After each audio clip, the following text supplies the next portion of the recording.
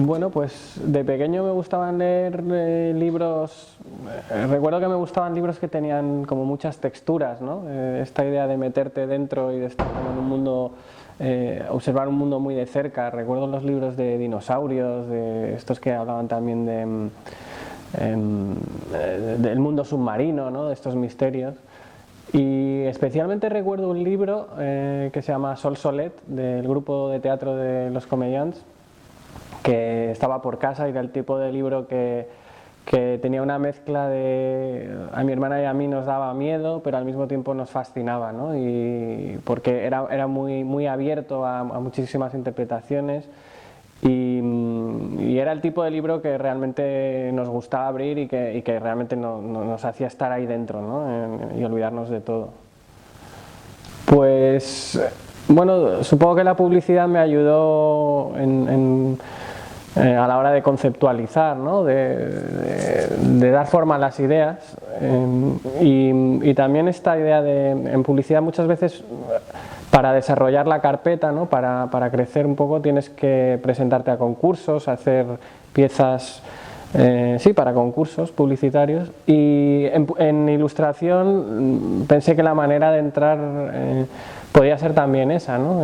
Como no tenía acceso a ningún editor, pues digo, bueno, me presento a concursos y si se me da bien, pues probablemente tendré cierta visibilidad y más o menos funcionó la estrategia y luego, bueno, pues a nivel personal, pues es verdad que hay muchísimas complicaciones y que es una carrera, no es un mundo ideal, ¿no? Pero sí que diría que, bueno, por lo menos me quita esta duda, ¿no? De estoy dedicándome a lo que me gusta y ya quitarme esa pregunta diaria que casi tenía cuando estaba en la publicidad y estaba haciendo cosas que realmente con las que no me identificaba, pues ya fue fue una buena decisión, ¿no?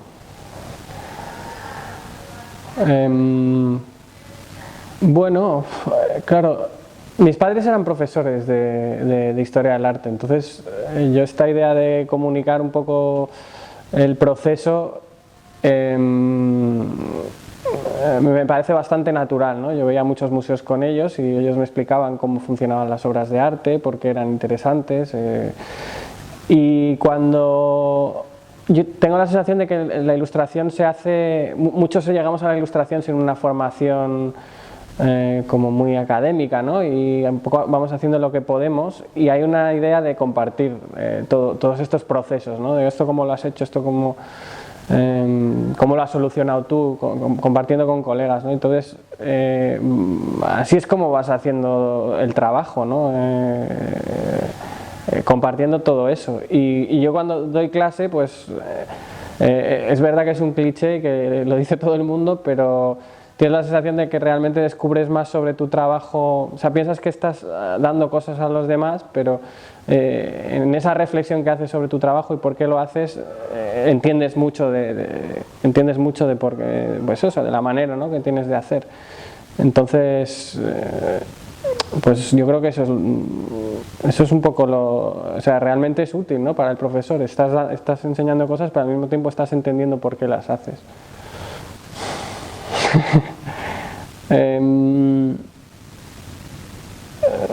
A ver, por un lado, sí, esos premios, sobre todo en un momento dado, te pueden dar una confianza, ¿no? Porque al final los creadores estamos llenos de dudas, al menos yo personalmente no tengo la sensación de tener un camino clarísimo, ¿no? y de que todo lo que hago es fantástico, siempre estás lleno de dudas y supongo que esas dudas son las que te hacen seguir haciendo cosas, ¿no? Para intentar hacerlo mejor.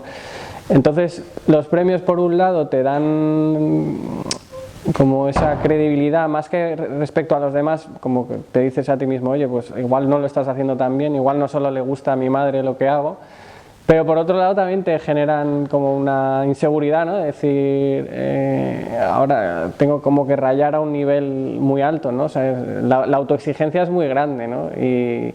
Y también te puede poner delante todos tus fantasmas, ¿no? Creo que me dio cierta visibilidad y cierto reconocimiento, pero no estoy seguro de que me haya ayudado en realidad a hacer mi propia carrera o mis propios proyectos personales. Esa es una idea que yo tenía clara un poco desde el principio. Intentar hacer una carrera, pues no sé, es que creo que si hubiese hecho otros proyectos a lo mejor más por encargo, no hubiesen tenido tampoco unas ganancias mucho mayores, porque realmente es un mercado tan pequeño que pensé que la única manera que tenía, o sea, me iba a dar un poco igual, ¿no? Si hubiese aceptado encargos como si hubiese hecho mis propios álbumes, en el fondo además pensaba que si yo creaba una especie de sello personal o no sé, algo un poco que fuese más propio, iba a tener un poco más de posibilidades a lo mejor de vender derechos en el extranjero, ¿no? Y porque realmente necesitas de eso, si no es insostenible, ¿no? Bueno, realmente yo pensaba que sí, que el mercado en España era distinto a otros países, ¿no? Miramos a Francia, miramos al mundo anglosajón.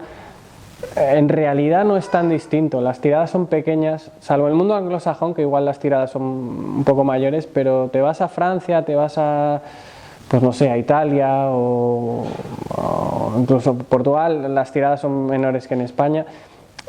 Está complicado, o sea, yo hablo con autores franceses y el álbum es un nicho muy pequeño en realidad, aunque allí se vende más, eso es cierto, y las tiradas son un poquito mayores, pero aún así todo ese trabajo que uno pone hace difícil que sea un trabajo muy rentable, ¿no? Entonces por eso tienes que intentar acumular ventas de derechos en distintos países, ¿no? Ahora está China, está Corea, que están comprando bastantes libros.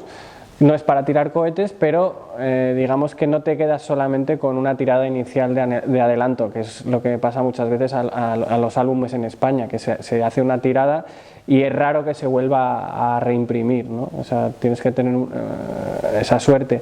Entonces tienes que acumular ediciones en distintos países para realmente hacer rentable el trabajo. Pero diría que el nicho del álbum es pequeño en todo el mundo. Sobre todo el álbum de autor, a lo mejor si haces un tipo de álbum, pues no sé, más adaptado a lo comercial, pues a lo mejor sí que en Estados Unidos te pueden hacer una tirada muy grande, ¿no? que marca la diferencia, pero a nivel autoral el álbum es algo muy pequeño, en España y en cualquier lado.